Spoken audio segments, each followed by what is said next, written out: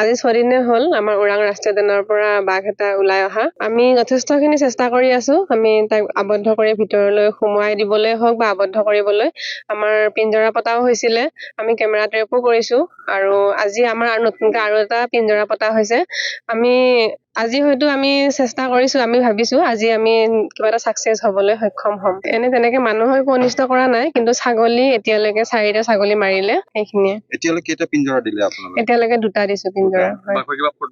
ফুটমাৰ্ক পোৱা হৈছে। যিটো পিঞ্জৰা আমাৰ পাতি থোৱা হৈছিলে তাতো আমি ফুটমাৰ্ক পাইছো, কিন্তু মানে তাত কুকুৰৰ কাৰণে আমাৰ অসুবিধা হৈছে। কুকুৰ সোমাই থাকিলে সেইকাৰণে হয়তো বাঘটো সোমাব সক্ষম নহলে। স্থানীয় ৰাইজক এইটোৱে ক'ম, তেওঁলোকে অকমান সজাগ হৈ থাকক। যিটো কৈছিলো প্ৰথম দিনাখনো কৈছিলো, প্ৰথম দিনাখনে বাঘটো ঘূৰি গৈছিলে, যিহেতু তেওঁলোকে বম ফটকা জুই জ্বলোৱাৰ ফলত পুনৰ বাঘটো আকৌ এইফালে ঘূৰি আহে। গতিকে সেইখিনি নকৰক, সকলোৱে সন্ধিয়া হোৱাৰ আগে আগে ঘৰত সোমাই দিয়ক আৰু আমাক সহায় সহযোগিতা কৰক, সেইটোৱে বিচাৰিছো।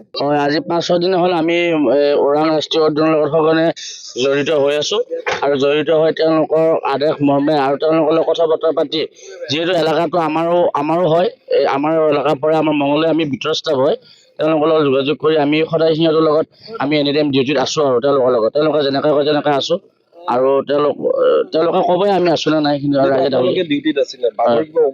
হয়, বাঘৰ উমান পাইছো আৰু বাঘটো স্পষ্ট। আমি পৰহি দিন যেতিয়া বাঘটো ৰাস্তাত এইখিনিতে ৰাস্তাতে আমি মই নিজে দেখা পাইছো আৰু মই ভিডিঅ' কৰিছো। কৰি পেলাই কিনে মই ওৰাঙৰ ষ্টাফক লগে লগে কৈছো আৰু তেওঁলোকে সিফালেদি আহিছে, ৰাস্তা কিনাৰেদি অহাৰ পিছত বাঘটো আকৌ নলীৰে আকৌ নামি গ'ল। মই নিজে দেখা পাইছো, স্পষ্ট দেখা পাইছো বাঘটো। মই কিবা আশা কৰিব পাৰি? এটা আশা কৰিব পাৰি, কিন্তু আমাৰ যিটো পিঞ্জিৰা পাতা হৈছে এই পিঞ্জিৰাত সোমোৱা বুলি আমি আশা কৰি আছো আৰু আশাত বন্দী আৰু স্পষ্ট কথা। বাগানতো আমি নিজে দেখিছো, তাৰ পাক মাক পাইছো, বাঘ নিজে দেখিছো আৰু তাতকে আৰু ধাৰণা কি আৰু নিজে দেখিছো।